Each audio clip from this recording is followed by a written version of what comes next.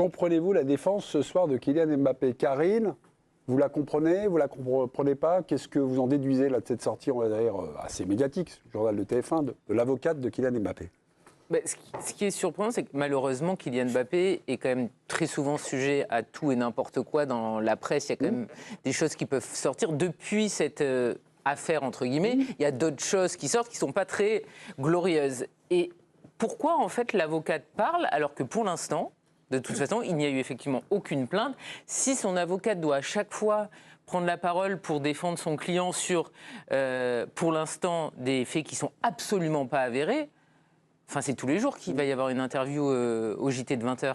Parce que malheureusement, pour Kylian Mbappé et pour d'autres sportifs ou pour d'autres célébrités, on a très souvent des flots de mensonges. Et là, depuis cette affaire, il y a plein de choses vraiment pas reluisantes qui sont plus ou moins divulguées dans les médias, les réseaux sociaux sur Kylian Mbappé. Donc, pourquoi ne pas attendre, en fait? Karine, c'est ça pense qui me que surprend. le clan Mbappé surréagit. Oui, non? C'est compliqué de ne pas réagir, je pense, vu le bruit et l'ampleur qu'a pris l'affaire. C'était l'ouverture de tous les journaux radio ce matin, des matinales. C'était l'ouverture des journaux télévisés ce midi. Et quand ça tourne en boucle comme ça et que vous restez dans le silence, en général, en communication de crise, il faut dire quelque chose, parler. Mais officiellement, il est accusé de rien. Non, bien sûr. Donc, c'est quand même ça Mais l'important. on n'attend pas non plus forcément de l'accusation. Là, il serait question d'une plainte. Enfin, il est question d'une plainte où, d'après certains médias suédois, son nom est cité. Donc lui, elle réagit, l'avocate, en disant « nous, on n'a pas connaissance de ça ». Voilà, c'est déjà un premier élément de réponse. Que pour eux, il n'est pas avéré du tout que son nom soit effectivement cité dans la plainte. J'ai appelé un avocat qui a vu l'avocate de Kylian Mbappé sur TF1. Et elle dit donc, cette avocate, n'avoir reçu aucune plainte. Et l'avocat me dit, ça ne veut rien dire. L'avocat ne reçoit jamais une plainte, mais reçoit une convocation. La plainte est gardée secrète pour entendre celui donc, qui est accusé. Ce flou artistique joue, on va dire, un peu sur notre méconnaissance du droit, des arcanes un petit peu juridiques.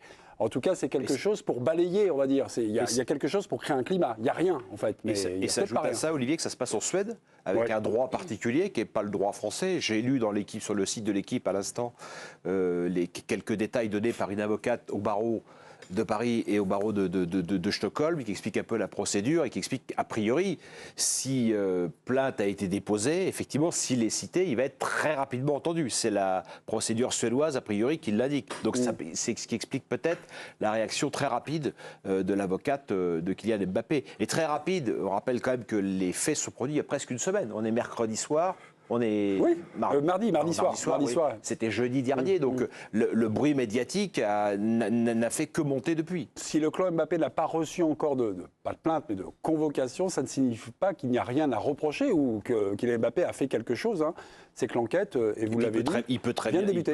Il est présumé innocent, c'est quand même la première chose à rappeler autour de cette table. Mais surtout, il est accusé de rien officiellement, et la justice, c'est ça qui compte. Voilà, et puis on peut être accusé et être évidemment innocent.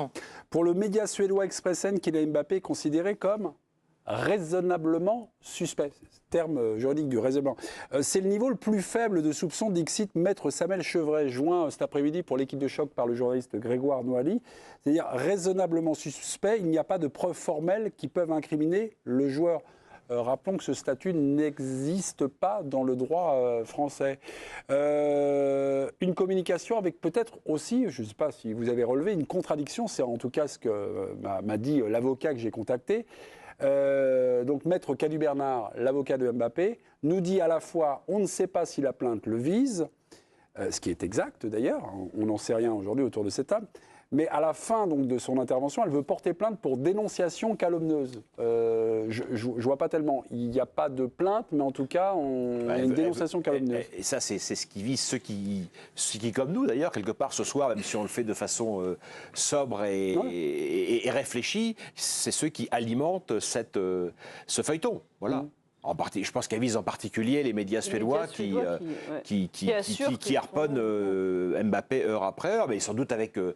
enfin, on peut quand même aussi leur donner le bénéfice du doute d'être des confrères sérieux, de faire leur travail. On est dans un pays démocratique, la Suède, a priori, donc on a moins de doutes à avoir sur la presse suédoise que sur la presse d'autres pays. Ouais. En tout cas, la personne qui a été jointe par Paul Giffard, journaliste à l'Expressen, a dit qu'elle était sûre qu'il soit soupçonné de viol. Elle ne se substitue en aucun cas à la justice en disant nous on n'est pas sûr. Le problème de l'emballement médiatique, c'est qu'une plainte n'a jamais établi une culpabilité. Non. Effectivement, la base du droit, c'est que tu es présumé innocent. Mais quand ça s'emballe comme ça, après ça va très vite. Donc c'est pour ça qu'il faut rappeler systématiquement que quand bien même il serait cité dans cette plainte, ça ne fait pas du tout de lui un coupable. Ça fait de lui un suspect, mais un présumé innocent. Donc on est d'accord, on n'est pas habilité de nous à débattre et à parler du fond de l'affaire. On n'a aucune connaissance, on n'a pas accès au dossier.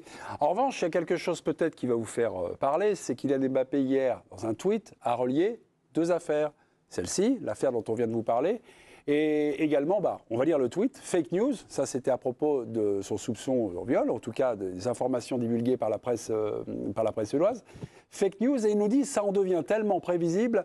Veille d'audience, c'était hier, veille d'audience comme par hasard. Alors l'audience, de quoi s'agit-il? C'est aujourd'hui, devant la commission juridique de la Ligue de football professionnel, c'est une audience entre Kylian Mbappé et entre le Paris Saint-Germain. Au beau milieu, un joli paquet d'argent, 55 millions de salaires non versés. Mbappé est-il un peu parano avec le Paris Saint-Germain? Parce que là, j'ai entendu aujourd'hui, sur ce feuilleton-là, des harcèlements du côté du PSG qui se sont harcelés par le joueur également, voilà. Est-ce que Mbappé est parano avec le PSG? Ça paraît un peu improbable parce que là, il laisse sous-entendre que c'est le PSG ou derrière ceux qui détiennent le PSG qui auraient lancé cette affaire. Alors qu'en fait, pour moi, j'ai presque plus l'impression qu'ils se servent de ce qui est sorti un petit peu, le PSG, pour éventuellement salir un petit peu plus son image, parce que c'est un peu l'impression que c'est la recherche de chacun. Chacun essaie de se salir à la fois le PSG et à la fois Mbappé. Mais là, son tweet, il laisse sous-entendre que c'est eux qui ont presque manigancé tout, quoi. Non moi, c'est le ressenti que j'ai. Donc, ça paraît un peu beaucoup. Ça vient de la part d'un joueur qui a, de la part de son propre club, subi, on s'en souvient, des attaques numériques, des raids numériques. Révélation. De la part de son propre club, quand même. Révélation. On est dans un monde, pour le moins, opaque et trouble. Ils l'ont déjà fait avec d'autres joueurs. Oui, non, mais bien sûr. Non, mais ce que je veux dire, c'est qu'il y a trop de barbouzeries. Moi, ce que j'ai dit hier, il y a trop de barbouzeries associées au Paris Saint-Germain pour que les hypothèses soient exclues. A priori, tu as raison, dans un monde normal, entre des gens normaux, dans notre monde à nous, enfin dans le tien, dans le mien, c'est des choses qui paraissent improbables. Dans ce monde-là, visiblement, ce qui est improbable est très probable. Et quand bien même, effectivement, je suis d'accord avec toi, mais quand bien même, je pense que le tweet est une erreur de communication importante. Il a dû, lui, le faire de son propre chef. Parce que dans ce genre d'affaires... Pourquoi ça serait une faute de com ou une faute de... Parce que, effectivement, ça met un chou. Je trouve qu'il a réagi très vite. Et je pense qu'il n'a pas mesuré au moment où il voit l'alerte de RMC ou quoi, qui cite, voilà. Il n'a pas mesuré l'ampleur que ça prendrait le lendemain et dans les heures qui suivent, je pense. Parce que là... Je trouve que la communication est amplifiée de sa part. Il y a une citation qui dit, avant de prendre la parole, s'assurer que le silence ne soit pas plus important. Vous parlez pour le tweet ou vous parlez également pour l'avocate? Pour l'ensemble des choses. Je rejoins, je ne sais pas si c'est Karine. Karine, c'est Karine, Karine qui ne comprenait pas la stratégie. Ouais, de revenir aussi vite, de se défendre. Alors je comprends leur position, ils se sentent attaqués. De suite, le premier des réflexes, c'est de se justifier quelque part. Ils se sont attaqués sur c'est quand même des sujets. Être accusé de viol, t'es pas accusé d'avoir bagarré ta bagnole au Parc des Princes. T'es accusé de viol. C'est pour un gamin de 25 ans. Stéphane. Ce qui compte quand même dans le monde, ce ne sont pas des informations qui sont sorties de 2 journaux suédois ou les réseaux sociaux, etc. C'est quand même la justice. Aujourd'hui, la justice n'a pas dit Kylian Mbappé est impliqué de près ou de loin dans une potentielle affaire de viol. Tu es obligé de réagir, Karine. Moi, je trouve que depuis que c'est sorti, il y a des horreurs qui sortent sur lui. Oui, non, mais les horreurs, c'est quoi? On l'a vu en boîte de nuit à 4h du matin, c'est pas très grave. Je ne te parle pas de ça. Depuis cette histoire, il y a un flot d'affaires sordides. On ne sait pas si c'est vrai. Oui, mais des trucs qui sont balancés sur les réseaux, ça n'a pas trop de poids. Là, il y a des médias dans un pays, ils sont sur 2 et tout. Tu ne peux pas dire, attends, je vais attendre que le procès soit terminé. Si jamais il y en a un, on n'en est même pas là. Non, tu trouves pas que ça déjà, s'amplifie les deux depuis médias, que c'est sorti. ils sont Au quand début, même il était juste dans l'hôtel. Après, on a dit que peut-être éventuellement. Et puis là, ça commence 100% cité. À un moment donné, vu qui c'est, tu es obligé de prendre la parole et de dire ce qui est peut-être stop et d'essayer d'attaquer par rapport à ce qui se passe. Malheureusement, quand tu es avocate de Kylian Mbappé, j'ai peur qu'en fait, maintenant, toutes les semaines, tu prennes la parole pour dénoncer des choses. C'est pas si vrai, parce que là, c'est quand même une affaire grave. Quoi. Et bien sûr que c'est une affaire grave, mais sauf qu'à aucun moment, pour le moment, on ne sait pas. La justice n'a même pas mentionné. C'est la première fois, moi, Donc, en fait, dans mon souvenir, qu'il est même pas associé à ce genre d'affaires. Tu dis, il y a plein de trucs qui sortent et tout, mais moi, j'ai jamais vu des médias étrangers dire, il y a son nom dans une plainte pour viol. Jamais. Oui, enfin, il y a des. Je veux dire, Kylian Mbappé, au niveau de la com, il verrouille plutôt bien les trucs, il est plutôt intelligent, il a pas. C'est jamais arrivé. En fait, c'est une porte ouverte. Non. C'est une affaire très grave, quoi. Oui, enfin, c'est une affaire très grave, mais Il n'y aura pas des affaires très graves toutes les semaines comme ça, je pense. J'espère pas, mais on ne pas la sait parole. même Là, pas c'est s'il est quand même le impliqué sommet dans cette affaire. Donc, il Au-dessus, doit c'est dur, potentiellement prendre la parole sur une affaire dans laquelle il ne devra même pas se défendre et qui ne prouve en rien qu'il soit coupable, qu'il soit innocent, etc. Pour l'instant, la justice suédoise n'a jamais prononcé son nom. Non, mais donc, bien sûr. je trouve que le raccourci est très rapide. Qui valide à 100% que son nom est cité. Donc, à un moment donné, ils sont obligés de parler quand même. La parole est à Régis Brouard. Merci beaucoup. 2 minutes, tiens. Je te donne 2 minutes. Mais moi, je mais- partage tout ça. C'est très... Non, mais je partage tout ça. C'est très grave. Moi, personnellement, parfois, de répondre trop vite à toute forme d'inculpation ou de dire des choses, c'est pas toujours très, très, très bon. Parfois, il faut laisser parler les gens. Et après, vous pouvez sortir des arguments de défense. Mais là, à chaque fois que vous vous sentez agressé quelque part, parce que c'est une agression verbale, parce que c'est très grave, vous donnez une justification à nouveau à la défense. Et d'attendre et d'être patient de temps en temps et de prendre tous les éléments quand tous les avocats vont dire ce qui s'est passé ou pas passé, là, vous pouvez prendre. Et je trouve que Mbappé réagit très très vite à chaque fois qu'il y a une information. Mais par contre, je suis d'accord avec vous, c'est très grave. Alors, ça reste Mbappé, son image. Je trouve que sa communication n'est pas toujours très très bonne ces derniers temps. Tout ce qu'il a pu, il était talentueux. Moi, j'étais admiratif de sa communication, des conférences de presse. Mais là, tous les événements qu'il y a eu autour de lui ces derniers temps, on ne peut pas dire qu'il a été très très bon. Moi, je me souviens de sa dernière conférence de presse en tant que capitaine de l'équipe de France. Oui, c'était en septembre, avant le match contre l'Italie. Franchement, il avait envie d'être là, mais enfin... Catastrophique. Oui, il se passe quelque chose actuellement, on va dire, dans la vie de Mbappé, hormis cette affaire. C'est pas cette affaire-là, elle sort pas par hasard. C'est encore une fois, depuis plusieurs mois, moi je ne cesse d'en parler chaque fois que je viens ici ou qu'on parle d'Mbappé, ça fait plusieurs mois qu'il est dans, on dirait, plus vulgairement, dans une mauvaise limonade, quoi, qu'il est embarqué. Alors, sa part, on peut débattre de sa part de responsabilité, de ce qui ne lui revient pas, etc. Mais en tous les cas, on a totalement perdu celui que moi j'appelais avec plaisir le génie français, de sa fraîcheur, son brio sur le terrain, son talent, sa capacité de communiquer qu'on trouvait tous absolument extraordinaire, etc. Mais tout ça c'est embrayé, c'est-à-dire qu'il est totalement transparent dans son métier, ce qui est quand même la base de tout, c'est ça, c'est que c'est devenu un footballeur lambda, ce qui est quand même complètement dingue, et il est devenu un piètre communicant, et l'entourage dont on disait, il est solide, il est bien entouré, il y a la famille, il y a l'avocat, chacun est bien à sa place, tout est coordonné, effectivement, tout vole en éclats. Pas par hasard non plus. Si tout vole en éclats, c'est parce qu'il y a des forces obscures qui ont peut-être intérêt à ce que tout vole en éclats, et qui appuient là où ça fait mal, et qui sont sans doute... C'est peut-être là son manque de lucidité à lui, de ne pas percevoir que dans ce combat-là, c'est pas un combat à armes égales. Là, il a affaire à des... Il a, pour le coup, affaire à des gens qui maîtrisent sans doute beaucoup mieux l'obscurité que lui. Le sujet de la semaine dernière, c'est Kylian Mbappé, mais pourquoi il va en Suède comme ça? Il doit se reposer. Il a fait, on va dire, l'impasse sur la fenêtre internationale pour se réathlétiser, je l'ai dit, enfin, parce que généralement, je trébuche. Là, on voit, ils organisent des soins. Alors, c'est sur son temps de repos, c'est sa vie privée et tout ça. Mais ça en dit long quand même sur le fait l'avocate Olivier, ce soir au 20h de TF1, elle explique, vous avez passé l'extrait, que tout est hyper contrôlé. C'est-à-dire que quand il sort, on sait où il va, comment il va, qui l'entoure, etc. Il y a toujours quelqu'un qui est avec lui. Donc, dans cette vie que je ne souhaite à pas grand monde, cette vie hyper contrôlée, qui est quand même l'antithèse donc de la liberté qu'on chérit tous. Enfin, en tout cas, quand on est français, on chérit en général la liberté. Ailleurs, je ne sais pas.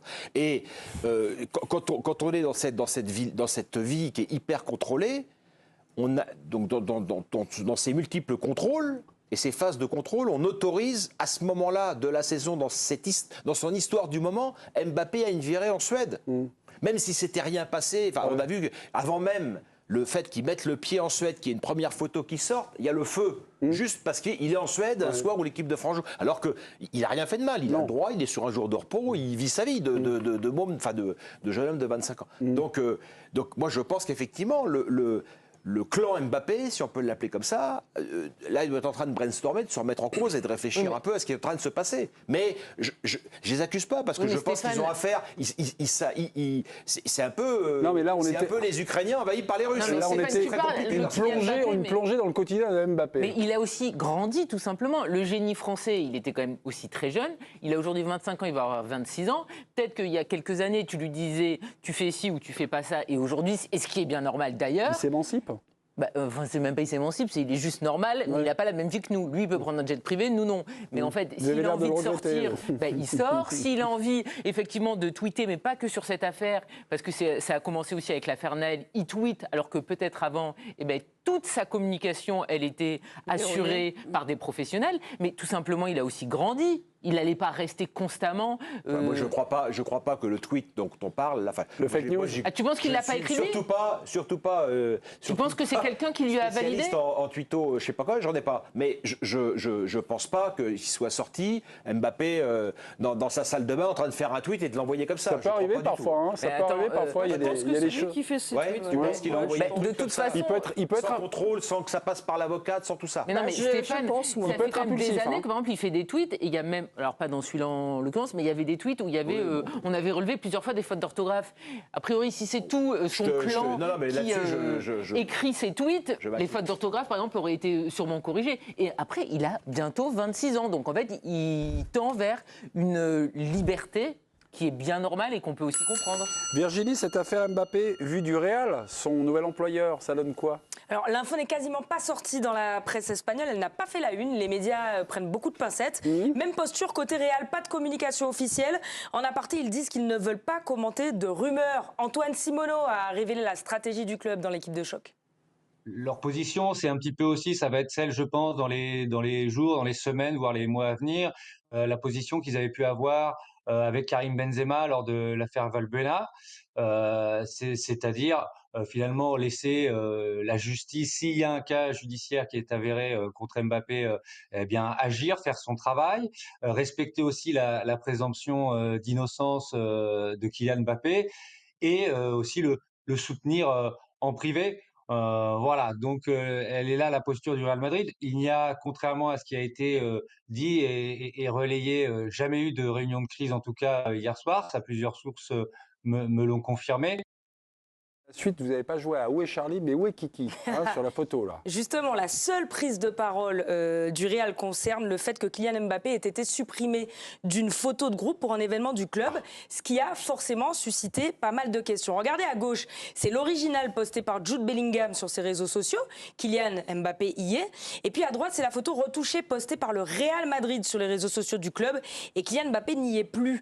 Alors, le club évoque une simple question de conflit de sponsoring. En gros, comme l'événement mis en avant est promu par Adidas et qu'Mbappé est sous contrat avec une autre marque, à savoir Nike, eh bien l'attaquant a dû être retiré à la demande de Nike.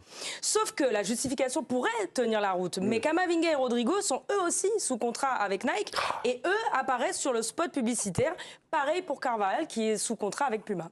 Ok, d'accord. Autre nouvelle sur le Kicks, là, d'un point de vue sportif ? Eh bien, en attendant, il continue à s'entraîner. Il s'est entraîné aujourd'hui avec le groupe. Le Real Madrid a posté cette vidéo et puis des photos du jour de l'attaquant français qui a pris part à la séance collective, comme hier, avec le reste de ses coéquipiers. Merci Virginie. On a fait le tour du Kicks. Dans quelques minutes, le Minuit Info.